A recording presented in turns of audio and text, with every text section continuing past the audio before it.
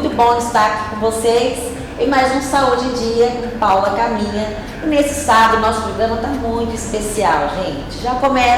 Já inicio com chave de ouro uma convidada que vocês já conhecem aqui da nossa telinha, doutora Lília Culturato. Ela que é nutricionista e criadora do método MNA. Vem aqui, Lília. Prazer recebê-la mais um sábado aqui conosco. Muito bem-vinda, né? Vamos falar de coisa boa. Com certeza. Fique à vontade, vamos sentar. Obrigada. Lília, é um prazer receber você aqui mais uma vez. Obrigada, Paula, eu que agradeço. Em nossos estúdios, ainda mais para falar de algo, gente, tão curioso. Que mulher, né? Quem de nós nunca, né? Nunca quisemos fazer aquela dietinha da moda, aquela dieta que a vizinha disse que funcionou, que a amiga fez e emagreceu em uma semana.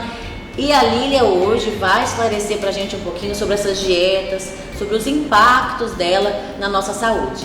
Lília, bom dia, mais uma vez muito bem-vinda. Obrigada, Paula. Conte pra gente um pouquinho sobre o que vem a ser essas dietas da moda. Bom, as dietas da moda, né, como você já iniciou falando, sobre a alimentação. O que deu certo pra amiga, aquela dieta que deu certo pra amiga, o que deu certo pra vizinha e que deu resultado, né? Mas às vezes a gente vai conversar sobre isso, não deu resultado bom agora, mas que talvez não vai ser legal lá na frente. Lili, quais são os benefícios e os impactos dessas dietas nas nossas vidas, né? Então, essas dietas da moda, né? A gente tem várias dietas da moda aqui no momento, né? Que a gente encontra na internet. Ela traz benefícios momentâneos, né? Isso, na verdade, o paciente, a pessoa que está fazendo essa dieta da moda, entende como um benefício muito grande para a vida dela, né? Mas não necessariamente é assim. Então, são dietas que acabam tendo um benefício de emagrecimento rápido, mas que ao mesmo tempo traz muitos males à saúde. E por que isso, Paula? Porque na maioria das vezes essas pessoas elas não estão preparadas para fazer uma dieta tão restritiva, porque a grande maioria dessas dietas da moda, elas são dietas mais restritivas, radicais, né? Radicais e que acabam prejudicando sim a saúde das pessoas. Na verdade, são dietas que o nutricionista acaba utilizando como estratégia nutricional, mas o paciente ele já está preparado para fazer essa estratégia nutricional e que as pessoas veem como dieta da moda e que realmente, quando faz, tem um resultado muito bom para ele, mas que impacta na saúde do paciente. Então, a isso que se deve o fato de elas não funcionarem, porque o paciente não consegue Exato. dar uma sequência por ser algo muito radical, Exato. muito brusco, né? Então, ela se torna dieta da moda, Paula, porque a gente vê o que a vizinha fez, o que o amigo fez, a gente tem muita informação na internet, então as informações, quando a gente não tem conhecimento, a gente pega aquilo que estão vendendo pra gente, né? E a gente acaba que deu certo pra vizinha, vai dar certo pra mim. E quando faz essas dietas, realmente dá um resultado legal. Só que o risco à saúde dessas pessoas é muito maior. Porque eu brinco que essas dietas têm um resultado rápido, mas que tem uma consequência depois. Dieta da moda ou dietas, estratégias nutricionais que nós nutricionistas utilizamos, não é para a vida toda. E esse é um erro muito grande das pessoas acharem que vai fazer uma dieta da moda e que vai resolver o resto da vida. O que acontece depois? Volta a ganhar peso. Perdeu saúde no processo de emagrecimento de uma forma errônea e que no final das contas acaba prejudicando e não trazendo benefícios para ele, né? Um benefício momentâneo porque achou que os números da balança diminuíram. Ele perdeu peso, mas não necessariamente ele perdeu gordura corporal. E por que elas dão resultados tão rápidos, né? Então, porque são dietas geralmente muito restritivas, mais agressivas, vamos falar assim. Então, as dietas da moda, hoje a gente tem inúmeras, as mais comuns que a gente encontra aí, a gente tem low carb, cetogênica, jejum intermitente, a dieta ayurveda, existem várias, dieta do Mediterrâneo. Então, as pessoas acham que se deixar de comer carboidrato, vai ter resultado. Isso é uma estratégia que o nutricionista, uma estratégia nutricional que inclusive eu utilizo com os meus pacientes, e que realmente dão resultado. Como fosse Só fazer que um eles detox, né? Isso, Ajuda pra fazer tipo um detox, é né? uma outra sugestão, mas que ela deve ser feita por curto período de tempo. Então, quando o paciente chega, melhorou a alimentação, estagnou o peso, aí a gente parte para estratégias nutricionais. Por quê? Porque quando passar o tempo daquela estratégia utilizada, o que a gente está falando aqui, dieta da moda, ele consegue manter-se no peso e manter sua saúde. Agora, se o paciente ou quem está ali pegando a dieta da amiga, a dieta da moda, é a dieta da proteína, é a dieta da cetogênica, que praticamente zera o carboidrato, acaba trazendo um resultado rápido, mas prejudicial à saúde. Em muitos casos eu pego pacientes que estão desnutridos, apesar de estarem acima do peso, desnutridos por pensarem que essas dietas da moda vão resolver a vida, mas que na verdade acaba trazendo prejuízos para esse paciente. É um paciente desnutrido, mas obeso. Poxa vida, o seu método MNA, ele é o método para emagrecimento, para reeducação alimentar.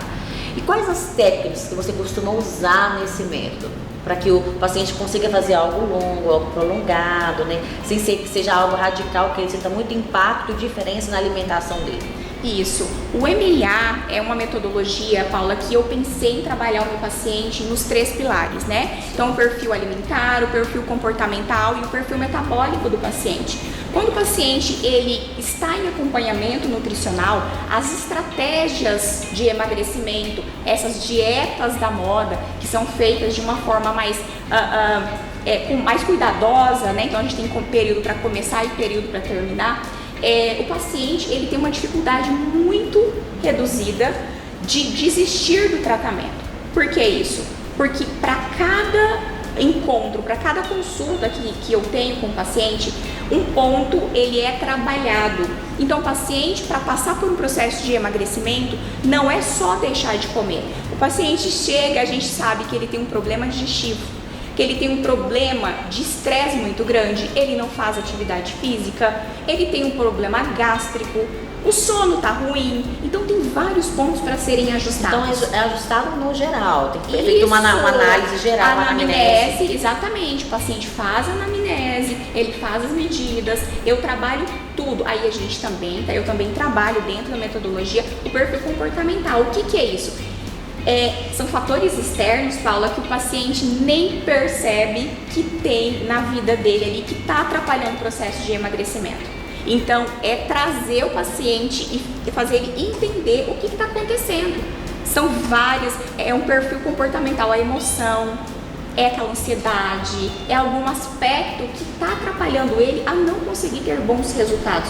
E na hora desse desespero, Paula, o que acontece?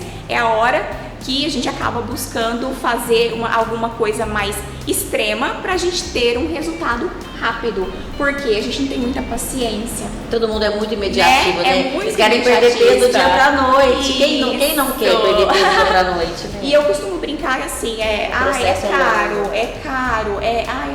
ir no nutricionista é caro, fazer dieta é caro. E eu costumo fazer assim uma pergunta, o que é mais caro? Você cuidar da sua saúde hoje, ou você ter que ficar dependendo do hospital, do remédio, que hoje está um absurdo, muito caro. Então, é colocar na balança. Saúde a gente pode ter hoje, mas o futuro, a partir de uma certa idade, as coisas começam a ficar cada vez mais difíceis, A nossa saúde da nossa célula, ela já não é tão jovem assim, cada vez vai ficando mais difícil emagrecer, e todas as vezes que parte para essas dietas da moda, dietas mais restritivas e que tem um resultado mais rápido, acaba sim prejudicando a saúde do paciente também. Então a imunidade cai, começa a aparecer queda de cabelo, unha fraca, digestão ruim, intestino que não funciona e por aí vai. Lili, qual que é a dieta ideal? Então, a dieta ideal, eu costumo brincar assim, pensa que você precisa, primeira coisa, trabalhar com a qualidade da sua alimentação. O que é trabalhar a qualidade? Então, se lá, num café da manhã, a gente puder escolher por um croissant frango com catupiry, com alguma coisa. Talvez você fazer uma opção de comer um pão francês com ovo mexido, por que não? Muita coisa boa que dá pra gente comer. Eu falo que comer saudável, gente, é mais fácil e mais barato que se alimentar mal. Sim, com certeza. Quem que não tem em casa uma aveia, um ovo, um polvilho? Gente, e são ingredientes baratos, a gente consegue fazer pratos simples, práticos, e com coisas que não tem custo alto. É lógico, se você quiser comer castanhas, né, um peixe, algo mais incrementado, mas tem como comer bem e de forma menos onerosa. É muito mais barato um saco de aveia do que um salgado. Você não comprou hoje um salgado menos de R$12, R$10. E o problema desses alimentos, Paula, é que além deles serem alimentos que vão trazer mal para a saúde, um perfil inflamatório, o corpo está sempre estressado e preocupado em tirar essas substâncias maléficas para o nosso corpo, é que são alimentos extremamente calóricos. Então, ele não está trazendo um perfil, um alimento nutritivo para a gente. Você não sabe os ingredientes que é usado, como é feito. Não sabe. E é mudar mesmo a qualidade. Então, a gente não precisa ser extremo. Tem aquela brincadeira, né? O frango e batata doce e só, né? Não é bem assim. Coisa gostosa. A dieta ideal é aquela dieta onde você consegue, você começa a criar uma consciência de que é extremamente importante e necessário você melhorar a qualidade dos alimentos que hoje você faz na sua rotina. Então, café da manhã, faça escolhas mais inteligentes. A gente não precisa tirar o pão francês do café da manhã, por exemplo, mas vamos pensar ali também em incluir uma fonte de proteína, uma fruta, uma fibra. Vai lá no seu almoço, o que a gente está colocando no prato? Geralmente a gente coloca arroz, macarrão, purê, né? Tudo carboidrato. 3, 4 tipos de carbo, né? E aí a proteína Equilíbrio. Some no prato. Ovo é proteína, carne é proteína, frango é proteína. Enfim, a gente tem a proteína, as proteínas vegetais, né? Os grãos que a gente fala. Então não é só a gente ficar bitolado em ter o prato perfeito, calculado, bonitinho. Se a gente não tem uma consciência que a gente precisa talvez melhorar aquilo que a gente está colocando no prato. E isso é perfeitamente possível. Sim, criar o hábito de comer bem. Comer bem tem que se tornar um hábito, né? Sim. Não uma obrigação, falar assim, meu Deus, que sacrifício, tem que montar. Não, tem que ser um hábito, algo que se torne natural nas nossas vidas. E o MLA, inclusive, Paula, é isso que eu falo para os meus pacientes, que o sucesso deles é que eles acabam entendendo o que é ideal para ele naquele momento e ele toma consciência de, depois que ele termina, ele recebe alta, de continuar a alimentação dele de uma forma saudável. Porque ele entende que o corpo dele não vai reagir legal. Eu tive um paciente assim, formiguinha, e a gente propõe, a gente coloca metas para cada atendimento e ele vai falar assim, Lilian, eu tomei um café no trabalho, eu quase vomitei, horrível. Eu falei, quem diria? Eu tenho uma formiguinha aqui que agora tá largando doce. Doce. É o paladar. Não muda da noite pro dia. Hoje eu tomo café sem açúcar, mas para eu chegar a tomar café sem açúcar, levou disciplina, torcendo o nariz, não quero nem tomar mais café, mas não, né? Vai ali persistindo. E hoje eu consigo. Eu era que falava assim, gente, quem toma café sem açúcar, não dá pra confiar. Olha como que mudam as coisas. Lilian, deixa o seu canal nas redes sociais, seu Instagram, para os nossos telespectadores que querem acompanhar um pouco mais do seu trabalho. A Lilian, gente, ela elabora conteúdos muito especiais nas redes sociais dela, eu já acompanho. Então deixa pro pessoal lá de casa, que está nos assistindo agora, os seus endereços nas redes sociais. Isso, no Instagram, né, é o @LilianCulturato.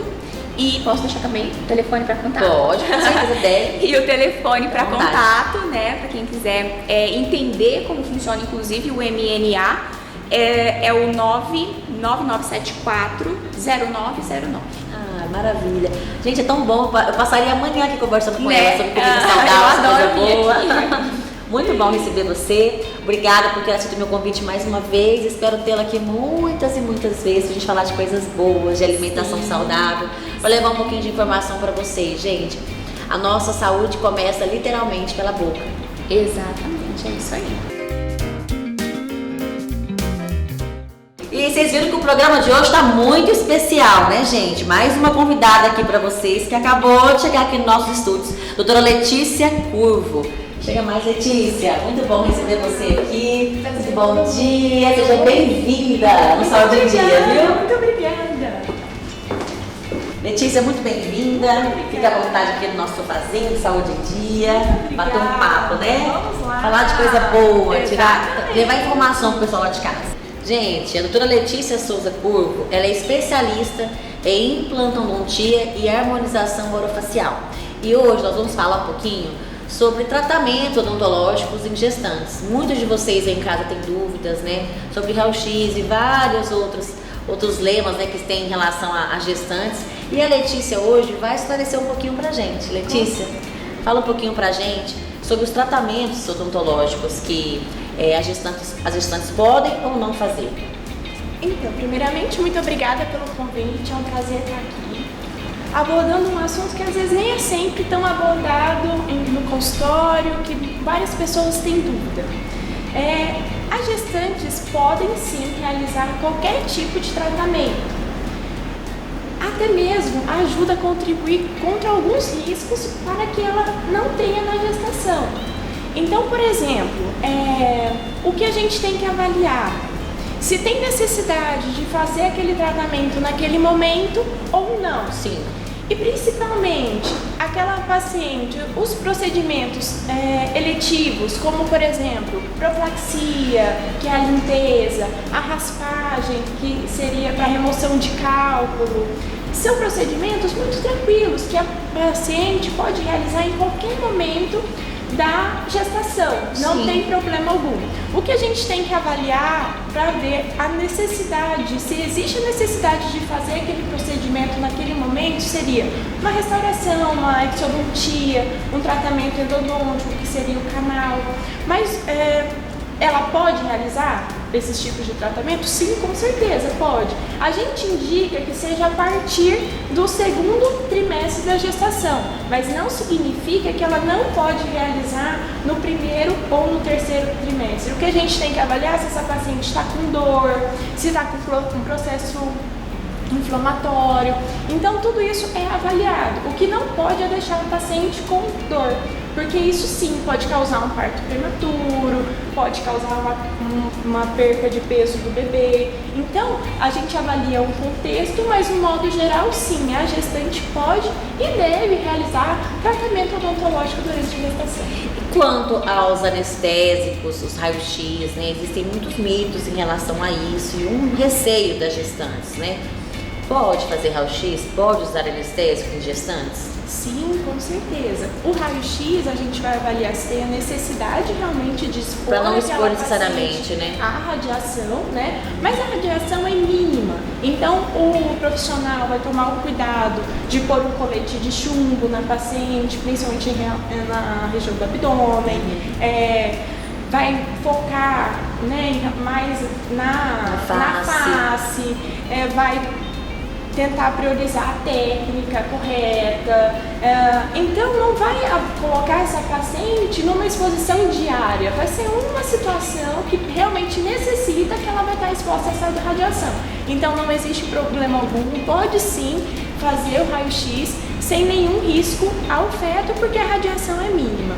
Em relação aos anestésicos, existe muita dúvida em relação a isso. Geralmente as gestantes ficam muito apreensivas, Sim. se pode ou não pode. Tanto que ficam com medo até de ir ao dentista. Ficam receosas, né? Com medo de causar um prejuízo ao feto, né? Porque é natural que ela fique com esse medo. Mas não precisa ter esse medo. O dentista ele vai usar uma técnica correta, ele vai avaliar, ele não vai usar a quantidade de tubetes que ele usaria com uma paciente, por exemplo, que não está gestante. Então é só diminuir a dosagem. Tem o anestésico específico que pode sim utilizar em gestantes. Então não existe risco, é muito pelo contrário, a melhor forma é não ter dor durante o tratamento, que gera mais tranquilidade para a paciente, né, e muito mais conforto. Quanto às gestantes de alto risco, Letícia, quais cuidados para essas gestantes? Elas têm algumas implicações nos tratamentos odontológicos com as gestantes de alto risco?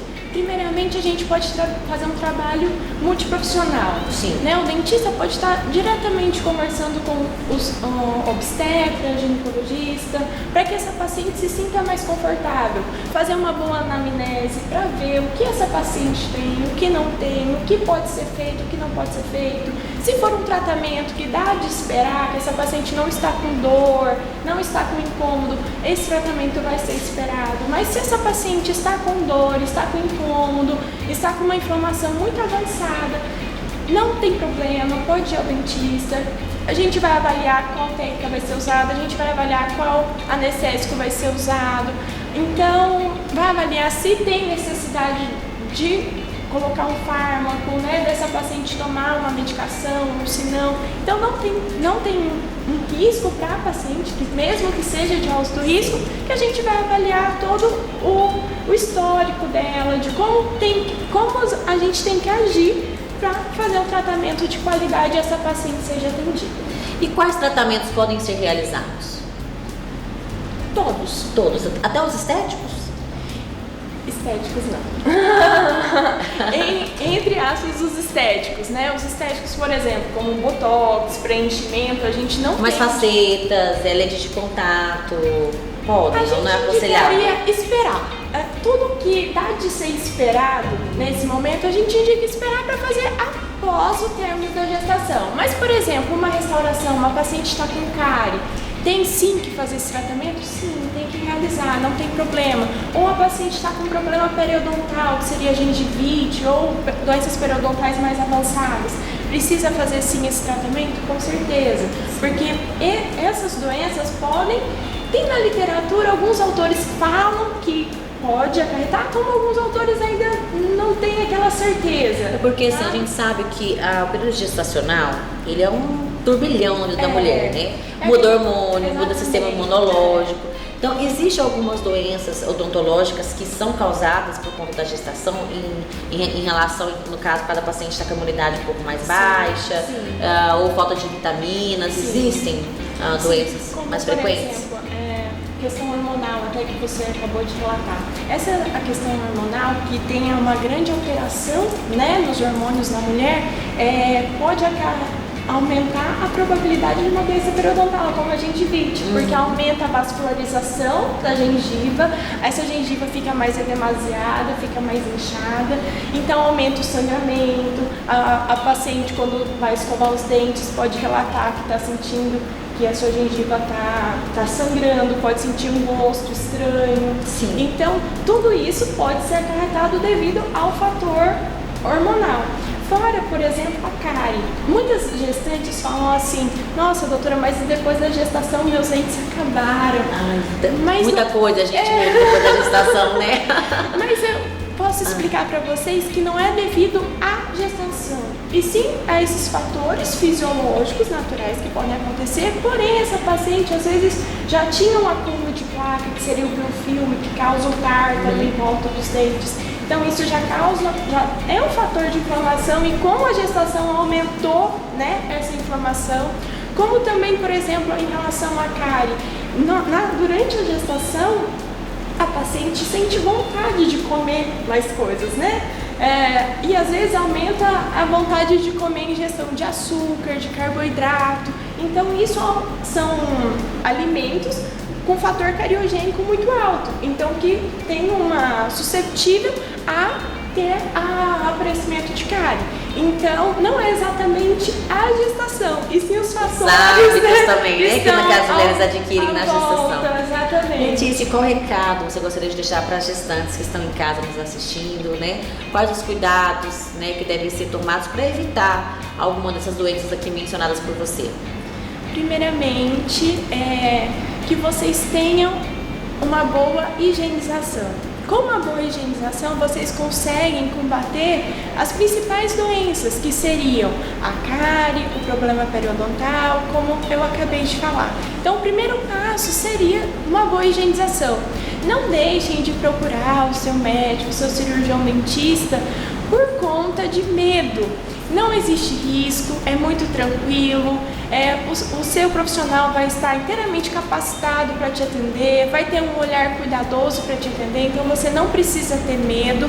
E qualquer dúvida, nós estamos à disposição para sanar e para que você tenha uma gestação tranquila até o final e o seu bebê nasça com muita saúde. Ah, que delícia. Gente, é uma delícia conversar com ela, viu? Letícia tem uma voz doce. Passaria amanhã aqui conversando com você, sabendo um pouquinho mais sobre esses cuidados. Letícia, deixa suas redes sociais para os nossos telespectadores, para quem queira acompanhar o seu trabalho, acompanhar as suas postagens. Deixa para os nossos telespectadores sua rede social. O meu é @Letícia Curvo. E é bem fácil, lá eu posto algumas coisas em relação ao meu trabalho. Eu espero que vocês tenham gostado e foi um prazer estar aqui com vocês. Espero você muito mais vezes, viu? Prazer foi nosso, viu? Muito obrigada por ter aceito o convite. Muito obrigada. E assim eu me despeço de vocês. Chega ao fim mais um Saúde em Dia, mas já com gostinho de quero mais, hein? Quero lembrar vocês do nosso encontro no próximo sábado, às 11h30 da manhã, aqui no SBT. E olha, gente, vocês que não me seguem nas redes sociais ainda, tá aqui o endereço, Paula Caminha M ou Saúde em Dia com Paula Caminha. Todos os nossos programas ficam anexados também no canal do YouTube, Saúde em Dia com Paula Caminha. Até o próximo sábado, se Deus quiser. Até lá!